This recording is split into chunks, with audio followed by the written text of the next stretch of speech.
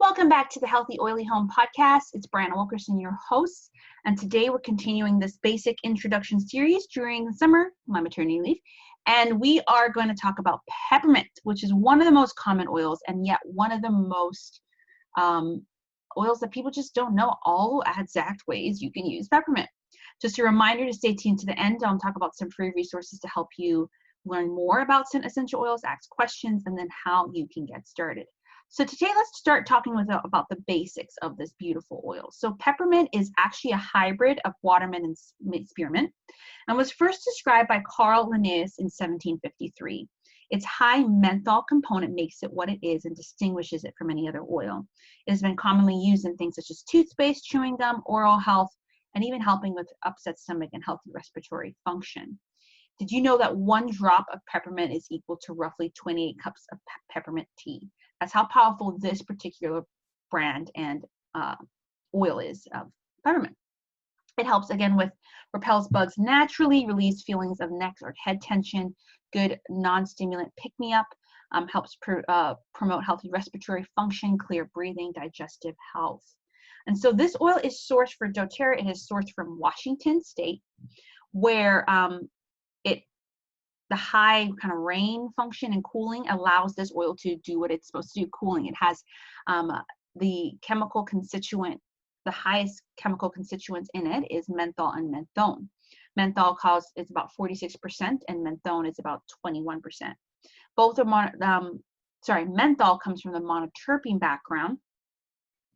And like most essential oil constituents, menthol can pass through what we call the plasma membrane or lipid bilayer and actually impact our cells. And you'll learn about that in my Essential Oils 101 webinar, that most things, that your cells have certain barriers, but because this is a natural reoccurring thing, it recognizes and safe, so it can actually deal with the root of the issue.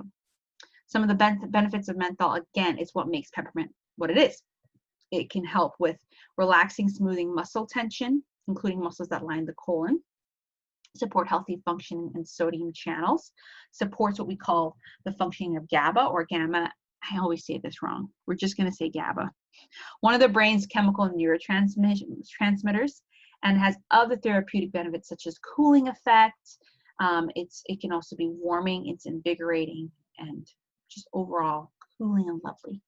Yes, again, it's sourced from Washington State from local peppermint farmers. The high amount of rainfall makes it, I'll add to its menthol component. It's actually, most of the time, I think it's steam distilled, which we've talked about in other episodes. It's just kind of, the steam allows the opening of the plants. And if you actually look at peppermint plant at a microscopic level, those are little oil sacs on the herb. And so we have essential oil companies have extracted just the oil, which makes it 50 to 70 times more powerful than the herb itself. But because peppermint is such a high menthol component oil, it's one you want to be really safe with. Some would say that you shouldn't use it underage children, under age of 6, because of the high menthol component can just like maybe irritate their skin or just mimic cold receptors in their lungs. So it's important to maybe avoid that for children under 6. But I've heard other people who have used it and diluted it. So it's kind of your decision then, but I just want to let you know all the different things out there around that. And there are other oils too. If you're like, okay, I don't want to use peppermint, then is there something that's similar that could do the same thing? There are other oils. Actually, for women who are breastfeeding, as I said, that peppermint might actually reduce your milk supply and fennel might increase it. So maybe avoiding peppermint if you're breastfeeding is, well, not, you can, diffuse, but like applying it topically, definitely you want to avoid that. But peppermint can typically be used in the doTERRA's peppermint in 3 ways: aromatically, topically, internally. Internally, it's important that you get an oil that has a certified pure therapeutic grade and is pure if you're going to take it internally. And it's very strong, so 1 to 2 drops. 1 drop is usually enough. Some of the uses, again, are some neck tension, if you have bad breath, difficulty breathing, milk supply, you want to actually decrease it, loss of sense of smell, stomach inflammation and digestive discomfort. It can help with alertness and energy, increase body temperature, cooling with things such as hot flashes, could possibly support cravings, muscle stiffness and tension, and other environmental threats. You can find this oil in a couple of different doTERRA's blend, the tension blend, metabolic blend, digestive blend, the massage blend, and of course the respiratory blend. This oil is actually mostly known as the oil of a buoyant heart. It brings joy and buoyancy to the heart. It invigorates the mind and spirit and reminds individuals that life can be happy and there's nothing to fear. It can lift you out of emotional trials, even for a short reprieve, and helps you kind of just in times of discouragement or even depression. So this is a really great oil to just bring back a little bit joy in your life.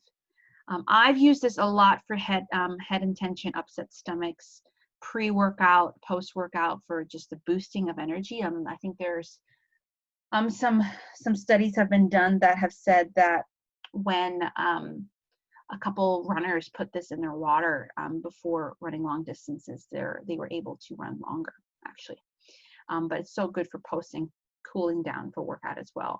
With lavender and lemon, it's great relief to allergies, and it's great for do-it-yourself body scrubs. So there's so many ways, again, you can use peppermint. So definitely check out the one-on-one webinar where you can learn a little bit more. Join the free Facebook group, Essential Oils for Healthy Home and Family.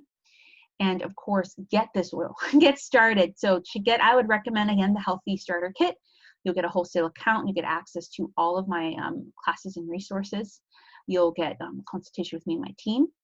And you'll just be able to be supported and actually use this oil as you learn more about it. Okay? So that's it for this Peppermint Essential Oil podcast. Next week, we will talk about, I think, tea tree essential oil. So definitely rate and review. If this has been helpful for you in any way, share it with people, invite them to the groups, invite them to the podcast. I just really want to support women in getting the education they need to use this as a non-toxic solution for their health, home, and family. Okay? Talk to you later and see you next week.